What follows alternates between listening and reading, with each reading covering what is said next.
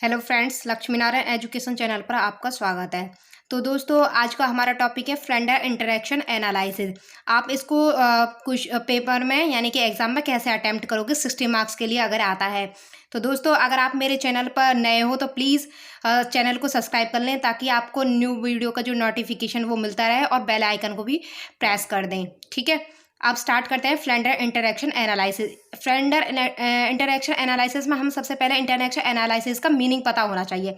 तो जो interaction analysis का मतलब क्या होता है, सिंपली हम देखते हैं कि इंटरेक्शन यानी कि किसी दो चीज़ के बीच में यानी कि इंटरेक्शन होना, कांटेक्ट होना, ठीक है, कम्युनिकेशन होना।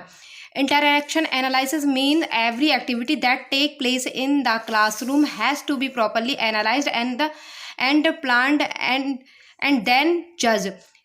इसको डिफाइन करने से पहले मैं एक चीज़ बता दूँ, जो फ्रेंडर इंटरेक्शन एनालिसिस है, इसमें क्या होता है कि जो टीचर है उसका जो बिहेवियर है उसका एनालिसिस किया जाता है और स्टूडेंट के साथ उसका जो इंटरेक्शन है उसका एनालिसिस किया जाता है। तो ये जो फ्रेंडर इंटरेक्शन एनालिसिस ये किस पर बेस्ड होता है, एक क्लासरूम इंटरेक्शन पर बेस्ड होता है बिटवीन टीचर एंड स्टूडेंट के। ठीक है, अब इसमें हम जो सारी चीज़ें करते हैं वो स्टूडेंट को टीचर को मद्देनजर रखते हुए इसका प्रोसेस, इनकी डेफिनेशन वगैरह करते हैं। ठीक है, अब इसमें जो मीनिंग में इंटरेक्शन ऑफ एनालिसिस में बोला है कि जो इंटरेक्शन एनालाइज का मीनिंग क्या होता है कि जो एक्टिविटी होती है, मतलब जो वो सभी एक्टिविटी जो क्लासरूम में क्या होती हैं हमारी टेक प्लेस होती है यानी कि होती हैं, ठीक है, has to be properly analysed and plan. उनको क्या क्या प्रॉपर वे से एनालाइज किया जाता है और जो कि मतलब प्लान किया जाता है और उनका फिर उसके बाद क्या किया जाता है, जजमेंट की जाती है। Interaction analysis is a scientific way of research activity, यानी कि इंटरेक्शन एनालिसिस क्या है कि एक साइंटिफिक तरीका हो गया एक्टिविटी को रिसर्च करने का। ठीक है, this can also be called a scientific way of analysis every activity in the class. ठीक है, इसको हम क्या कह सकते हैं, साइंटिफिक वे भी कह सकते हैं एनालिसिस का।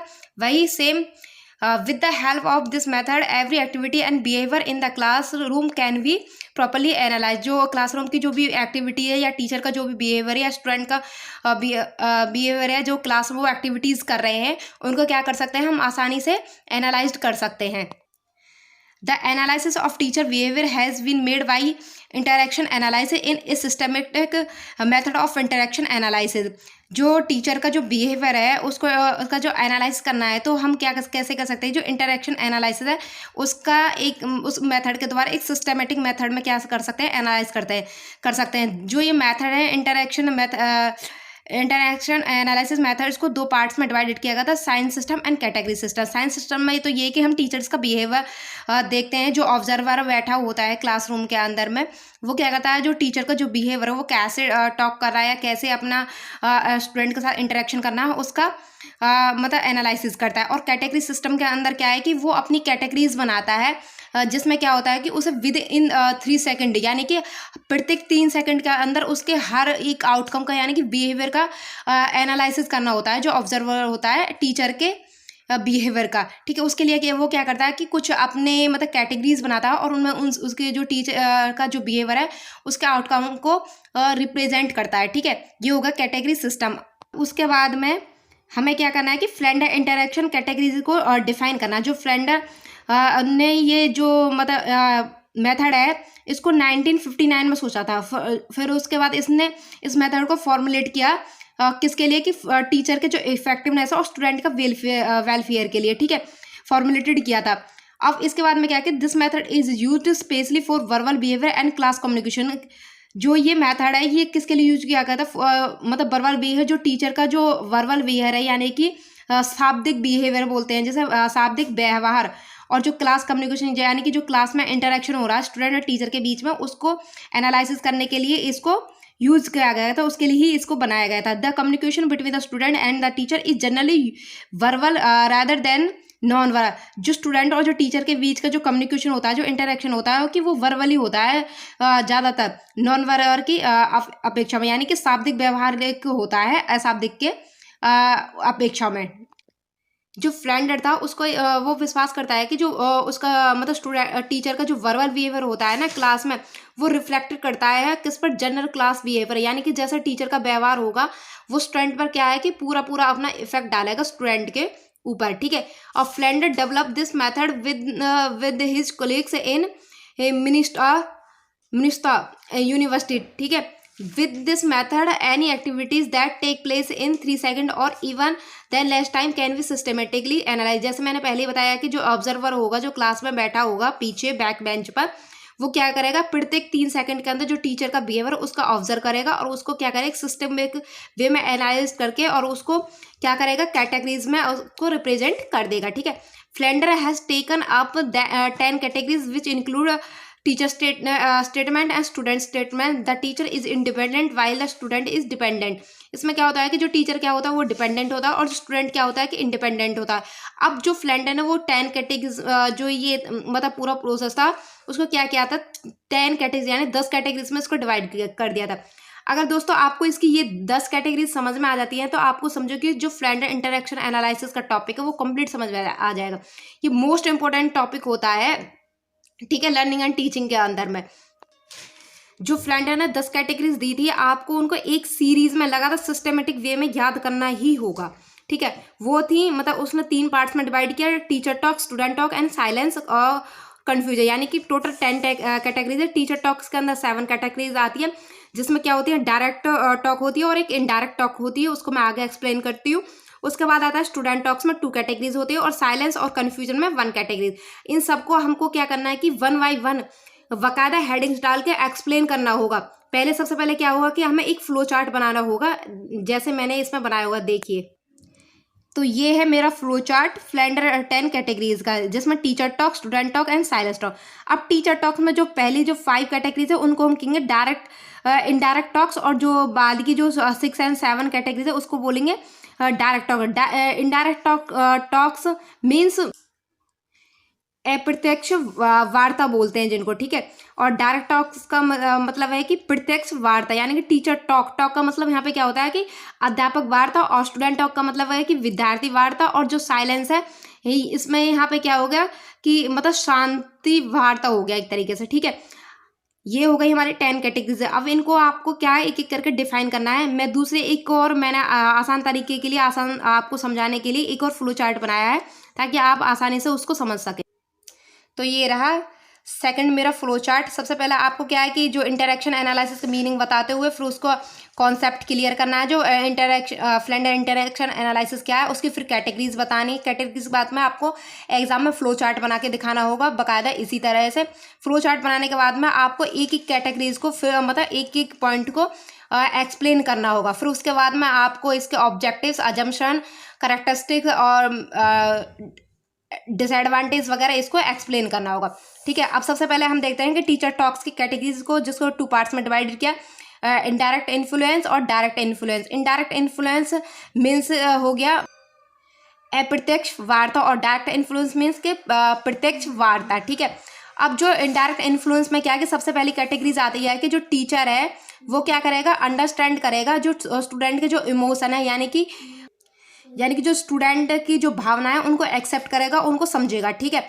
सबसे पहले यही आता है कि कैसे समझेगा। जैसे टीचर क्या है कि जब क्लास में एंटर करता है तो स्टूडेंट क्या कर रहे होते हैं, बातचीत कर रहे होते हैं।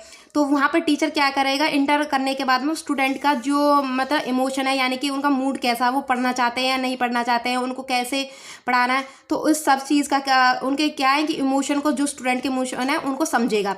ये आता है हमारा फर्स्ट कैटेगरी। उसके बाद आता है कि सेकंड कैटेगरी में give appreciating word to the student. Appreciating word means praise करेगा, उनको इंक्रेजमेंट करेगा, यानी कि एक ऐसे मतलब गुड, यानी कि छोटी छोटी चीज़ें में उनके साथ इंटरेक्ट करेगा और उनसे बातचीत करने की कोशिश करेगा ताकि उनका जो टॉपिक्स में उसका स्टूडेंट का इंटरेस्ट बना सके, ठीक है। उनका एप्रिसिएटिंग वर्ड कहेगा, गुड, वेरी गुड, ऐसे वर्ड का यूज़ करते हुए उनका क्या करेगा, इंटरेस्ट इंक्रीज करेगा जो टीचर है, जो स्टूडेंट का टॉपिक में इंटरेस्ट इंक्रीज करेगा, ठीक है। अब उसके बाद में आता है कि accept the thoughts of the student.